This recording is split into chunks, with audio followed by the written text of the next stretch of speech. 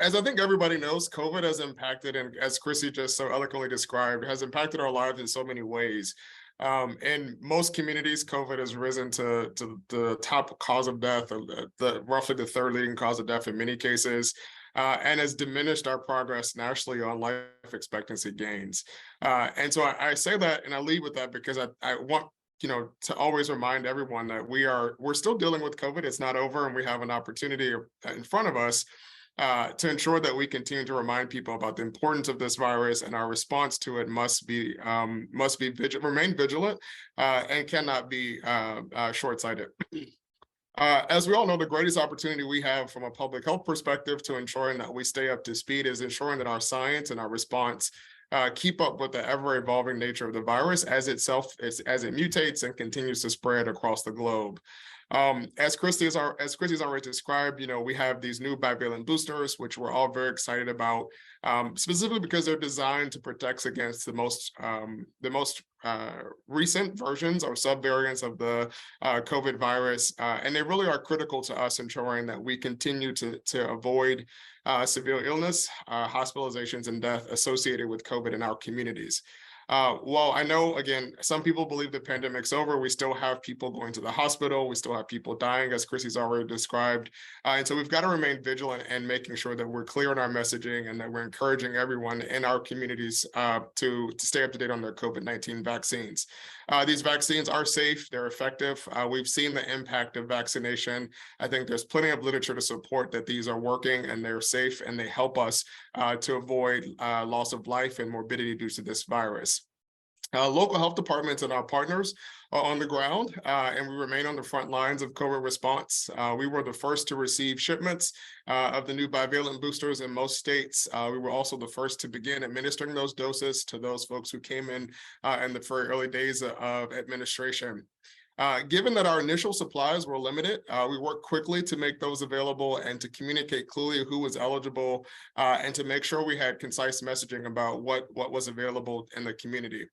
In our community here in Mecklenburg County to date, we have administered boosters to nearly 4% of our population that's eligible, and that equates to roughly 38,000 doses administered since the beginning of this aspect of the response here locally. Of course, as Chrissy described, we are running into challenges. There are barriers related to uptake. Of course, we have individuals who are having to keep up with all of the ever-evolving guidance, and that is causing the need for us to continue to communicate in settings like this and our local media, as well as with our community partners who are on the grounds every day answering residents' questions and informing residents about the necessity for boosters, answering their questions about vaccine safety and effectiveness, and ensuring people are able to make it to a clinic near them to be able to receive it. We know also we're hearing from some of our residents that there are challenges related to the timing of the booster and other things that may be going on in terms of their ability to be able to get a booster shot and at the same time their flu shot. And so we've been working with our community partners, our pharmacies, at our own clinics to make sure that we have, as Chrissy described, a one-stop shop setup where we're able to give folks flu shots and their COVID booster at the same time, and being proactive in our messaging to make sure that individuals have that information and that when they're coming in for a flu shot, or they're coming in for a childhood immunization, or they're coming in for mpox vaccine, that we're also standing ready to offer those individuals their COVID-19 booster.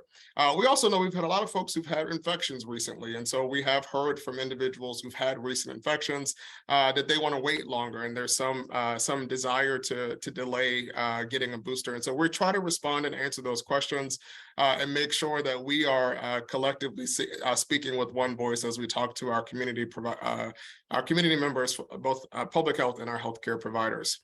As Chrissy already mentioned, we are also continuing our mpox response here locally, which adds additional strain and barriers for us as a local health department to be able to provide all the services necessary to our residents. We've had to mobilize a lot of community grassroots efforts to be able to vaccinate. And as we all know, we have a shortage of supply of nursing staff across the country that are able to help us. And so we're fortunate that there's been some flexibilities offered for clinical providers to be able to administer booster doses that are not nurses.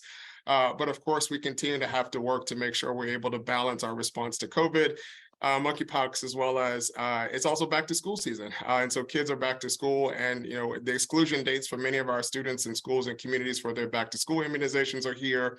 And so there's a lot happening all at one time. And so I think that is one of the biggest challenges that we're facing locally, is having to sort of manage our resources to respond. And as Chrissy described, it's really important that we as a country ensure that we're providing the kind of sustainable support that we need for public health and healthcare in our communities that is predictable and reliable, so that we can plan. Because again, viruses keep emerging, and they will continue to do that. And so we have got to be prepared and stand ready and have the infrastructure on the ground to be able to respond as necessary. In addition to our efforts to obviously offer vaccines as conveniently as possible in neighborhoods and communities for residents, we're also beefing up our marketing and education to make sure that we're, again, speaking with one voice and getting information out to the community about who's eligible and when they should come on in to get their booster dose. We're really excited to hear the news today about boosters now being available for younger children. Of course, they're in school today in classrooms, and so it's important that we do everything to protect them from severe illness, and we'll continue to do that here locally and the work that we're doing, and look forward to those being delivered to us and available for those individuals.